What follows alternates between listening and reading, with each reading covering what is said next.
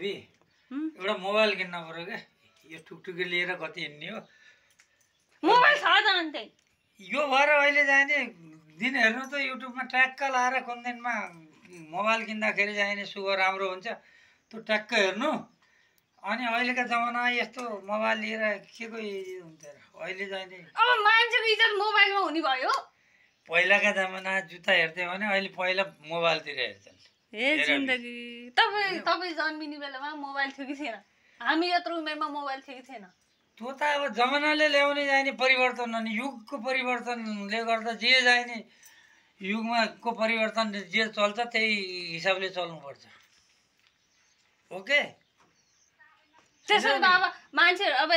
के अरे देशमा रोबोट आइसक्यो अब मान्छेको सट्टा रोबोट राख्ने